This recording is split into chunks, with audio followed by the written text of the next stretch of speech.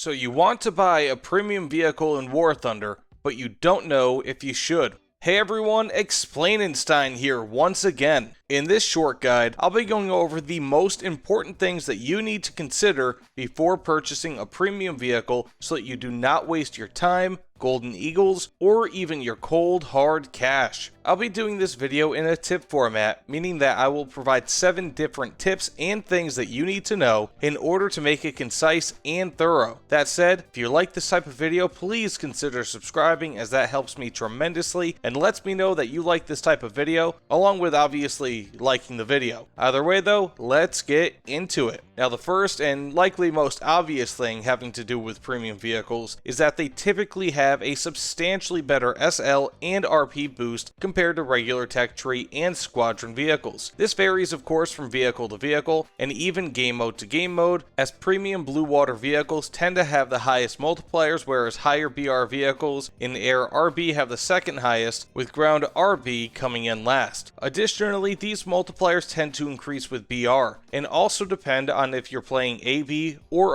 RB, with RB seeing the highest multipliers. So in theory, playing a low BR premium tank in ground AB will give you the lowest multiplier, though still superior to other low BR tanks that are not premium, compared to a high BR premium ship in naval RB, so basically a high level ship in naval realistic battles, which would likely give you the highest multipliers of any vehicle in game. There are several reasons for this. First, low BR vehicles tend to cost the least to purchase, regardless of if they're premium or not, with repairs costing the least out of every vehicle in game as well. Because the cost of ownership are decreased, Gaijin felt it wise to simultaneously decrease the benefits as well. But again, regardless of the decreased benefits, they do still have higher RP and SL benefits than their regular tech tree counterparts.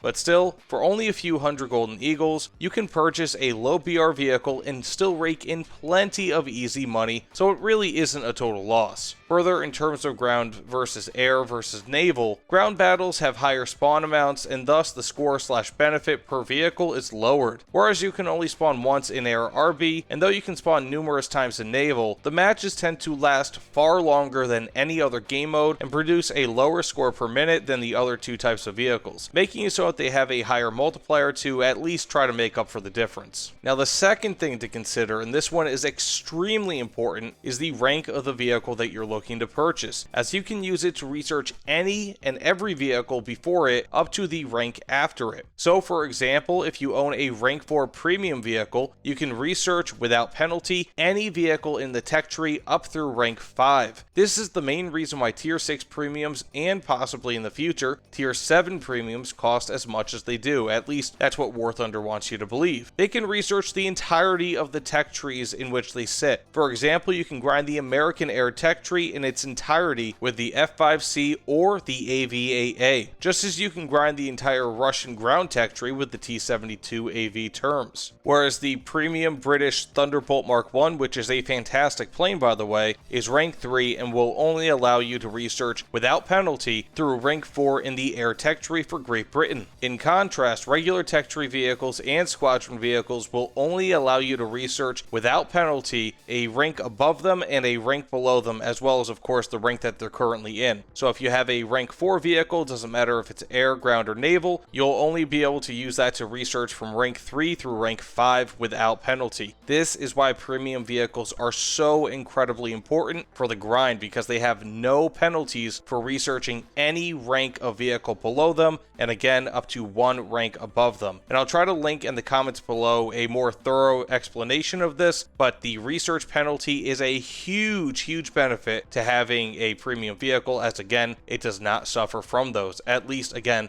within the ranks that they can research, which are much greater than a regular tech tree vehicle. Now for the third thing on this list, if you can wait to purchase a vehicle, you should definitely wait for a sale. Sales typically happen every few months on either GE based premium vehicles, pack premium vehicles, or both. and are oftentimes either 30% or 50% sales, depending on the time of year and the scope of the sale. The largest sales tend to be the summer, anniversary, and winter sales, though I do have a full War Thunder calendar video that I'll try to link in the comments below if you'd like to know more about exactly when these sales occur and how big they typically are, so that you can better coordinate when to buy your premium vehicles. As a side note, these sales oftentimes also include price decreases on regular tech tree vehicles, which makes it the perfect time to grind out those vehicles prior to sales. But again, more info on that via the video link below. Now for the fourth thing to consider, if you purchase a GE-based premium vehicle such as the A2D1 or the 2S38, purchase your Golden Eagles directly from Gaijin's website. This is because, for example, Steam will add a surcharge if you purchase it through them, making every transaction more expensive than purchasing it directly from Gaijin. Plus, if you purchase enough Golden Eagles at a time, such as for example 5,000 Golden Eagles, it'll cost $24.75 directly through Gaijin, at least as of the writing of this video, as opposed to $33 USD through Steam. Now while a lot of people might not consider that to be all too big of a deal, it really is hardly any work to save yourself $8, and the amount that you can save goes up proportionate to the amount of GE that you purchase in a single go. Definitely check out War Thunder's website if that's what you want to do. The fifth thing to consider, and this is something that I don't really think a lot of people actually consider, but it is extremely important, premium vehicles help to increase crew skills much more quickly. In RB and SB, you gain 1 crew experience point for every 100 RP earned by the vehicle in that slot. Being that premium vehicles gain RP substantially quicker than non-premium vehicles, this also means that you will be able to earn crew skill substantially quicker as well. Additionally, AB has much the same, except that I believe, just based on how it was worded, it's dispersed amongst all crews that you can use in that battle, rather than, let's say, if you earn 1,000 RP for one vehicle, you get the proportionate amount of crew points for that vehicle. It's just kind of spread out throughout all of your vehicles for everything. But of course, if I'm wrong, just let me know in the comments below, but I believe that's how it works for AB. But again, RB, it's directly linked to how much RP you gain with that crew in that crew slot. Now, interestingly, being that premium vehicles also have a 10,000 silver line or lower crew cost, this makes it affordable and oftentimes wise to place a premium vehicle in a crew slot with a minimally trained crew in order to train that crew fast, if you don't want to spend GE on crew experience. This is tremendously helpful when you purchase a new crew spot, as you can put your best premium vehicles in that spot and gain crew experience that can be used for all other types of vehicles, again on that crew spot. So it's actually a really smart thing to do. Let's say if, for example, you have the XM1 or really any other premium vehicle with a new crew spot, just go ahead and slap that premium vehicle on there, use it for a little while, and you will have much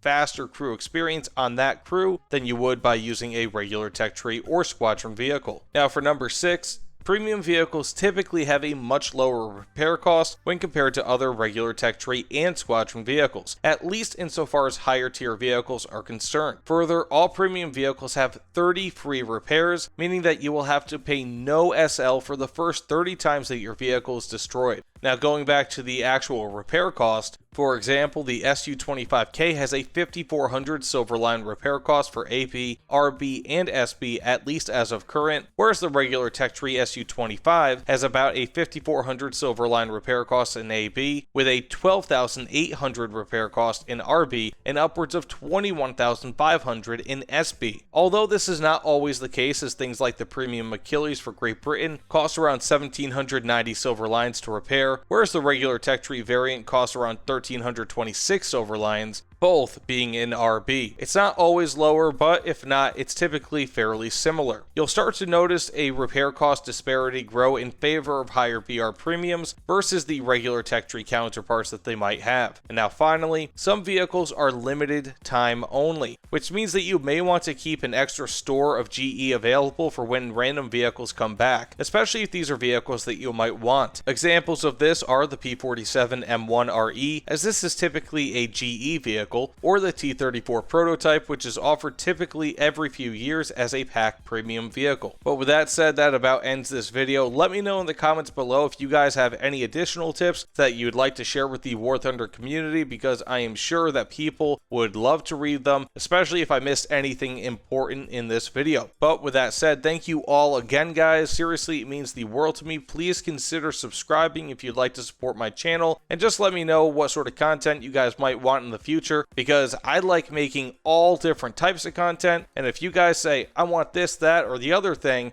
and that's something that I was kind of putting on the back burner, I'll put it up to the front of the list of things to make. But either way, thanks again, and I'll see you all on the other side. Take care, everyone.